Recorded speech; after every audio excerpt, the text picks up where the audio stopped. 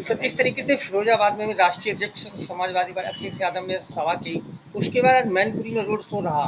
तो क्या लग रहा है फिरोजाबाद, मैनपुरी, उत्तर प्रदेश में समाजवादी पार्टी कितनी सीटें जीत पाएगी?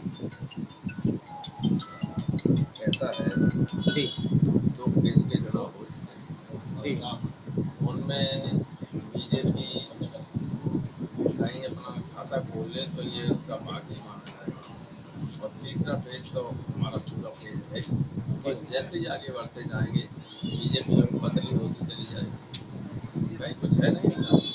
जनता का जब मुंह बंद करने की कोई भी कोशिश करती है सरकार, तो सरकार ज़्यादा दिन चलती है। वहीं समाजवादी पार्टी के राष्ट्रीय अध्यक्ष अखिलेश यादव की विधानसभा में इस तरीके से पता चला, कल खबर को भी कवरेज किया गया है, कई प्रधानों को, बिल्डिंगों को ध्वस्त किया जा रहा है। तो वो लोग थाने में भी गए, लेकिन थाने में सुनवाई नहीं हुई है। तो इस चीज़ को किस तरीके से मानते, बदले की भावना से कार्रवाई की जा रही है या वोट न देने के कारण? देखिए, एक विद्वान हुए ब्रिटेन के लॉर्ड एक्टन, जी उन्होंने कहा था कि power corrupts absolute, power corrupts absolute. जो सत्ता होती है आदमी को भ्रष्ट बना देती है, जी और जो परम सत्ता हो जब उसके कोई लगाम ही न हो तो वो पूरी तरह से भ्रष्ट कर देती है। बुद्धि हो गई इनकी खराब। जी और इनको जो लोगों की, गरीबों के जिनके मकान तोड़े जा रहे हैं, जिनके बच्चों को मारा जा रहा है, उनकी बददुआएं रसातल में ले जाएं, कोई बचा नहीं सकता।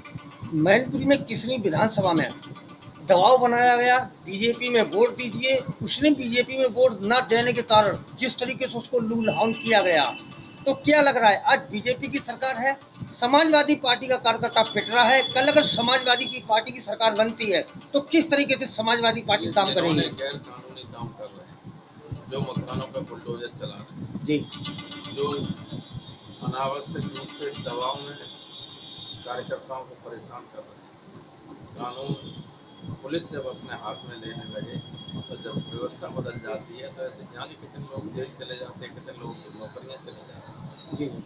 तो स्वाभाविक कानून जो है वो अपना काम करेगा। अभी तो कानून है ही नहीं। हम ये चुनाव ही लड़ रहे हैं संविधान को बचाने के लिए, कानून को पटरी पर लाने के लिए। वहीं पर मुख्तार अंसारी के भाई ने कहा है कि जिस तरीके से बीजेपी कह रही है कि मैंने गर्मी शांत कर दी, गर्मी शांत कर दी, क्या वो खुल के बोले गर्मी शांत कर दी है, और ब्रजभूषण का बराबर नाम ले रहे हैं, तो किस तरीके से आप मानते हैं?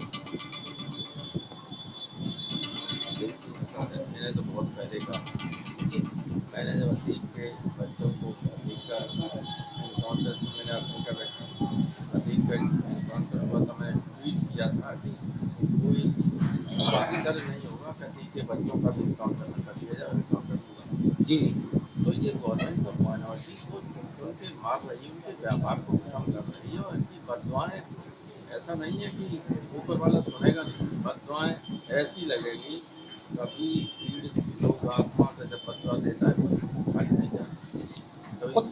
उत्तर प्रदेश के मुख्यमंत्री मैनपुरी में आए थे, उन्होंने कहा इसलिए कह रहे हैं 400 पार ना हो जाए कि कहीं मुस्लिम लोगों का आरक्षण बढ़ाने के लिए कह रहे हैं, तो क्या लग रहा है? ऐसा है, मुख्यमंत्री जी आए थे तो उनके रोड शो का नेतृत्व बुलडोजर कर रहे जी थे।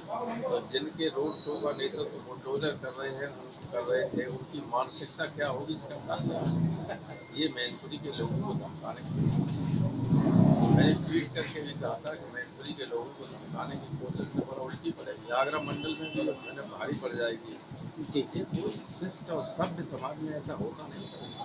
ये तो अहंकारी लोगों का होता है। ईश्वर ने हमेशा अहंकारियों को नष्ट, नाश किया है और नाश होगा। मैनपुरी की सीट क्या पिछले मतों से ज्यादा इस बार जीत पाएगी? अवश्य। पिछली बार 3 लाख से जो जीते थे, अब की बार उससे 1.5 गुना वोट से जीते। जो विरोधी पार्टी वाले गवर्नमेंट में सारे का अभी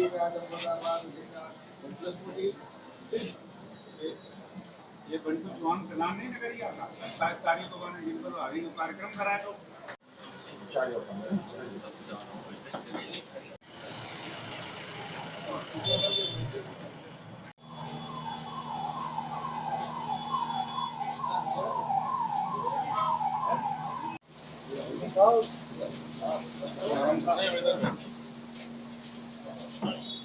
ये अखबार में फूड चेयरमैन होगा वाले मंत्री साहब सेकंड सवाल लो